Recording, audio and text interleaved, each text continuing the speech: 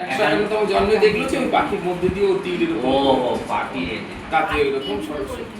তাহলে এই যে পাপটা, এবং আরেকটা জিনিস আছে সেখানে খেয়াল করতে হবে, সেই যে এই যে পাপটা হচ্ছে, যে ওই পাপটা করেছিল মানে ওই পাপই হবে এমন নয়।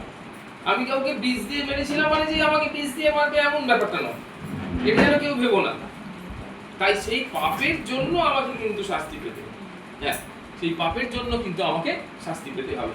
সেই পাপের জন্য যে শাস্তি নির্ধারিত হয়েছে সেইটা। কেউ যদি সেটা ভাবে যে আমার ওই বিষ দিয়ে আমাকে মারলে তাহলে সমকক্ষ হবে, তা বলছে এমন না যে কাউকে বিষ দিয়ে মারলাম তাহলে ভগবান সেই পাপটা তুলে রাখলো, কোন একটা জন্মে লোক আমাকে আবার বিষ দিয়ে মারলো, এমন নাও হতে পারে।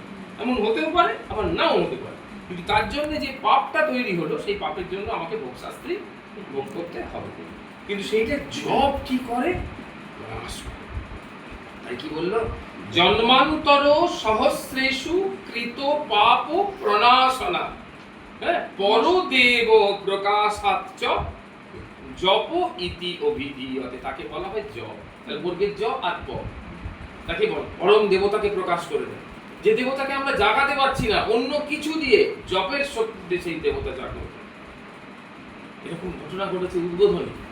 মা সারদা বসে আছেন, আর সেই সময় একজন সাধক এসে আমার এখানে বসে আর ন্যাস করছে, এরকম নাক টেনে ন্যাস করছে। আর মা উপরে বসে ঘেমে জল টপ টপ টপ টপ করে সারা শরীর দিয়ে জল গড়াচ্ছে। সঙ্গে সঙ্গে মায়ের যে সেবিকা থাকতো, গোলাপ মা, যোগীর মায়েরা থাকতো না, সেই গোলাপ মা এসে বলছে, তুমি কি পাগল? তুমি কে গো? কেন? বলে, তুমি কি মৃন্ময় প্রতিমায় প্রাণ প্রতিষ্ঠা করছো? মৃন্ময় প্রতিমায় আমরা চিন্ময় করবার জন্য এসব করি, ন্যাস করি। বলে, তো চিন্ময় প্রতিমা, জল জ্যান্ত বসে রয়েছে, শ্বাস প্রশ্বাস নিচ্ছে। তুমি যত শ্বাস প্রশ্বাসটাকে অবরুদ্ধ করছো, তার শরীরে গরম তত বেড়ে যাচ্ছে, তার শরীরে শ্বাসকষ্ট হচ্ছে। আমরা এটা কেন করি? এই ন্যাসটা করছি কেন? ন্যাস শব্দের অর্থ কি? দন্তের নয় জফালা আকার দন্তের স। ন্যাস, ন্যাস মানে কি? ন্যাস শব্দটার অর্থ না, দেখো, আটার রিনাউন্সিয়েশন, অ্যাপ্রোপ্রিয়েট অ্যাকিউরেট রিনাউন্সিয়েশন, তাকে বলে ন্যাস। সন্ন্যাস একটা ত্যাগ হচ্ছে আর একটা এই হচ্ছে সম্যগ্রূপে ন্যাস, মানে যখন যা যা করি সেইগুলোকে ত্যাগ করে। আমার ভোগাকাঙ্ক্ষা। সন্ন্যাস জীবনে কি? এখন সন্ন্যাস জীবনে লোকে বসে বসে টিভি দেখছে না। টিভি দেখা তো কি টিভি দেখাকে শাস্ত্রীয় পরিভাষায় বলা হয় সাংসারিক মনোরঞ্জন। হ্যাঁ, তাকে বলা হয় কি? Material entertainment. সেই জন্য আধ্যাত্মিক পরিভাষায় আমাদের আনন্দের ইংরাজি এন্টারটেইনমেন্ট নয়, জয় নয়, প্লেজার নয়, সব কিচ্ছু নয়। ওর নাম হচ্ছে ব্লিস। ব্লিস মানে মেটেরিয়ালিস্টিক ওয়ার্ল্ডের কোনো অ্যাটাচমেন্ট সেখানে নেই। ব্লিস মানে পারমার্থিক আনন্দ, যে আনন্দে একদম মগ্ন হয়ে রয়েছে। তার কোনো টিভি দেখার প্রয়োজন নেই, তার কোনো ঘড়ির প্রয়োজন নেই, মোবাইলের প্রয়োজন নেই, কিচ্ছু প্রয়োজন নেই। সে আনন্দে, নিজের আনন্দে নিজে একদম মশগুল হয়ে রয়েছে।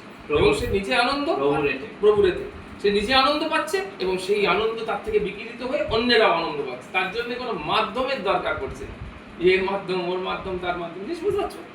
এইটাকে বলা হচ্ছে কি? ব্লিস। আর ওটাকে কি বলেছে? সাংসারিক মনোরঞ্জনের জন্য। তাহলে সেইখানে যখনই ত্যাগ হচ্ছে সম্যক রূপে, মানে সম্যক শব্দের অর্থ হচ্ছে টোটাল, তাহলে টোটাল রিনাউন্সিয়েশন, তাকে বলা হয় সন্ন্যাস। সেই জন্য তাকে বলা হয় সন্ন্যাস। আর এই সন্ন্যাস নেওয়ার ইংরেজিটা কি? তাকে বলা হচ্ছে মঙ্ক। মঙ্ক মানে হচ্ছে সন্ন্যাস, তাই না? মঙ্ক মানে হচ্ছে সন্ন্যাসী। মঙ্ক শব্দটার অর্থ হচ্ছে যার মধ্যে অ্যাকিউরেট রিনাউন্সিয়েশন হয়েছে, অ্যাকিউরেট স্যাক্রিফাইস, তাকে বলা হচ্ছে সন্ন্যাস। তাহলে বুঝতে পারছো? তাহলে এখানে আমরা কি আলোচনা করছি? যে এই জায়গাটাতে যে বিজয় প্রাপ্ত হচ্ছে, সমগ্র ইন্দ্রিয়ের উপরে বিজয় প্রাপ্ত হওয়া। হ্যাঁ, আর সেই বিজয় প্রাপ্ত হওয়ার জন্য যে আমরা যে ন্যাস করবো, সেটা হচ্ছে মৃন্ময় প্রতিমা। যে মা দুর্গাকে আনা হয়েছে মাটির প্রতিমা, তো কিন্তু মাটির প্রতিমায় পুজো করবো আমরা, এখন তাকে চিন্ময়, জ্যান্ত, যে আমার পুজোগুলো তিনি গ্রহণ করবেন, তাকে জ্যান্ত করতে হয়, তার জন্য ন্যাস ট্যাস করতে হয়। কিন্তু মা শারদা তো জীবন্ত প্রতিমা, তার উপরে যদি আমরা ন্যাস করি, অটোমেটিক্যালি সেই ন্যাসের প্রভাব তার মধ্যে পড়ছে, সেই জন্য তিনি ঘেমে চান করবে। হ্যাঁ, তাহলে জপের কি সাংঘাতিক পাওয়ার, কিরকম সাংঘাতিক শক্তি তুমি চিন্তা করে দেখো। এই না, তাহলে সেই জন্য বলা হলো যে বিজয়ের যে জপ, বর্গের জপ, সেটা হলো জপ। ঠিক আছে? জপ মানে কি? একেবারে regular chanting, chanting consistently, repeated chanting, বারবার বারবার একই মন্ত্র, কৃষ্ণ কৃষ্ণ কৃষ্ণ কৃষ্ণ কৃষ্ণ কৃষ্ণ কৃষ্ণ কৃষ্ণ করে। এটা যোগাযোগও তো হচ্ছে, একদম যোগাযোগ হচ্ছে। যোগাযোগ হচ্ছে মানে নাম আর নামই এক। নাম করলে নামের সাথে যোগাযোগ হচ্ছে, অটোমেটিক্যালি যোগাযোগ হচ্ছে, আমার কোনো প্রচেষ্টা করতে হচ্ছে না। Any no other process in this, মানে আমাদের হিন্দু শাস্ত্র যেখানে আমরা ভগবানের সাথে এত সহজে যোগাযোগ করতে পারি উইদাউট জব। জব ছাড়া কিছু নেই। তো জবের মাধ্যমে যোগাযোগ করতে পারি। তাহলে বিজয়ার যে জব, বর্গের জব, সেটা মানে হচ্ছে জব, বোঝা গেল? তারপরে অন্তস্থ। অন্তস্থ শব্দটাকে আমরা দুভাবে ব্যবহার করতে পারি। অন্তস্থটাকে একটা অন্তস্থ জয় হিসেবে ব্যবহার করা যায়, আর অন্তস্থকে বাংলা সাহিত্যে বলা হয় অয়ের মতো। এর উচ্চারণটা হচ্ছে অয়ের মতো। অন্তস্থ মানে অ, অ আর অন্তস্থ অ। তাহলে এই অটা কি? অটা বলছি যখন তোমার অহং, তোমার অহংকারটা সম্পূর্ণ ভগবত অহং হবে, অভিমানটা ভগবত অভিমান। এই বলছে গুরুকে কি বলা হলো? অভিমান প্রভাব বিমর্দক হে। যারা গুরু বন্দনা করে মানে অভিমান প্রভাব বিমর্দক হে, অভিমানের কোনো প্রভাব আমার মধ্যে নেই। তাহলে অহং বর্জিত, অ মানে হচ্ছে অহং বর্জিত। আর লাস্টে হলো বিজয়ার আ, আ মানে হলো আনন্দ। তখনই আমরা আনন্দ লাভ করলাম, দ্যাট ইজ কল্ড ব্লিস। আর এটাকে কি বলা হবে? ক্লিন ব্লিস, একদম